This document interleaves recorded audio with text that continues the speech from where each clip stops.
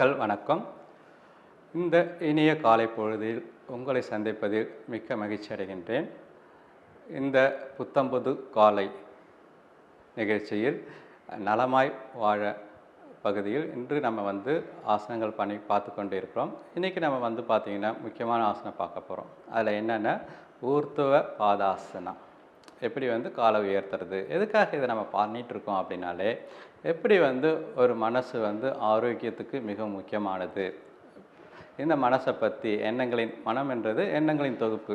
இந்த எண்ணத்தை பற்றி சுவாமி சிவானந்தர் ஒரு புக்கை எழுதியிருக்கார்.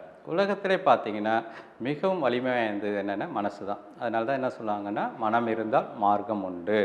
ஓகேங்களா. அந்த மனசை எப்படி நம்ம மிகவும் ஆரோக்கியமாக வச்சுக்கிறது. அப்போ மனசுலேயே பார்த்திங்கன்னா வகைகள் இருக்குது. பார்த்திங்கன்னா கான்ஷியஸ் மைண்ட், இப்போ நம்ம உணர்வு நிலையில் இருக்கிற மனம். அடுத்தது ஆழ்மனம், சப்கான்ஷியஸ் மைண்ட். அதுக்கு பேருனா பிஹேவியர் மைண்ட். அப்போ ஆழ்மனன்றது என்னென்னா நம்மளுடைய பழக்க வழக்கத்தால் அந்த மனசு உருவாகுது. அதுக்கு பேர் தான் ஆழ்மனம் சொல்லுவாங்க. அடுத்தது சூப்பர் கான்ஷியஸ் மைண்ட். எப்போ நம்ம தியானம் அதேமாரி யோகா பயிற்சிகள்லாம் பண்ணக்குள்ள இந்த சூப்பர் கான்ஷியஸ் மைண்ட், இந்த மைண்ட் நம்மளுக்கு அதிகமாகும். ஸோ இந்த மனசையும் ஆரோக்கியமாக வச்சுக்கணும், உடலையும் ஆரோக்கியமாக வச்சுக்கணும். ஏன்னா ஆரோக்கியன்றது ஒரு ரிசல்ட்டு தான், தீர்வு தான். அப்போ அது எதோட தீர்வு அப்படின்னாலே இந்த ஆழ்மனதின் வெளிப்பாடு தான் நம்முடைய உடல். அப்போ ஆழ்மனதும் நல்லா இருந்ததுன்னா உடல் நல்லா இருக்கும். அப்போ ஆழ்மனதுன்னா என்னென்னு பார்த்தோன்னா அது பழக்க வழக்கம். அப்போ நம்ம பழக்க வழக்கம் நல்லா இருந்தால் நம்ம உடல் நல்லா இருக்கும். அப்போ உடல் ஆரோக்கியமாக இருக்கணும்னா நம்ம பழக்க வழக்கத்தை மாற்றணும். ஸோ அதுக்காக தான் இன்றைக்கி நம்ம பார்க்க போகிற ஆசனம் உத்தித்த பாத ஆசனம். உத்தித்தனாலே உயர்த்துவது, பாதனாலே கால். அப்போ நம்ம காலை உயர்த்தும் பயிற்சியை நம்ம இன்றைக்கி பார்க்க போகிறோம். இப்போ நம்ம தளர்வான நிலை இருக்கும். இது பேர் சாந்தி ஆசனம் ஆர் சவாசனம் பேர். இதுக்கு கால் அகலமாக இருக்குது, கைகள் ரெண்டும் உடம்புலேருந்து கொஞ்சம் அகலமாக இருக்குது, உள்ளங்கை மேலே பார்த்து இருக்குது. இது எதுக்காக நம்ம பண்ணுறோம் அப்படின்னாலே, இந்த பகுதியில் பார்த்திங்கன்னா நம்மளுக்கு நிறைய மசில்ஸ் ரொம்பவும் ரிலாக்ஸ்டாக தரையில் இருக்கும். இப்போ ஆரம்ப நிலைக்கு வரோம். இப்போ பொறுமையாக அதுக்காக கால்கள் ரெண்டு சேர்த்து கொண்டு வரோம், உணர்வுபூர்வமாக கொண்டு வரோம். கைகள் ரெண்டும் உங்கள் உடம்பு வெட்டி கொண்டு வந்துட்டு இந்த ஆரம்ப நிலையில் இருக்கும். இதுக்கு நம்ம பொறுமையாக உணர்வுபூர்வமாக இப்போ காலை கொண்டு வரோம். அதுக்கு என்ன பண்ணணும் அப்படின்னாலே, எடுத்தோடனே காலை தூக்கக்கூடாது. இந்த காலுக்கு ஆதாரமாக காலை தூக்குற தசை எங்கே இருக்குது அப்படின்னாலே உங்களுடைய வயிற்றின் உள்பகுதியில் இருக்குது. அது எங்கேருந்து ஆரம்பிக்கும்னாலே உங்களுடைய தொராசிக்கின் கடைசி பகுதி, உங்களுடைய நடு எலும்பு கடைசி பகுதியில் அதுக்கு பேர் குரூப் ஆஃப் மசில்ஸ் இருக்கும், இல்லியாக் சாஸ்ன்னு பேர். இந்த மசில்ஸ் தான் உங்கள் காலை உயர்த்துது. அந்த காலை உயர்த்தத்துக்கு அந்த மசில்ஸை நம்ம இன்வால்வ் பண்ணணும். அதிலேருந்து நம்ம காலை தூக்கக்குள்ள தான் நம்மளுக்கு கால் வலிகிலி இல்லாமல் அந்த தசையை வலுவாக்கணும்.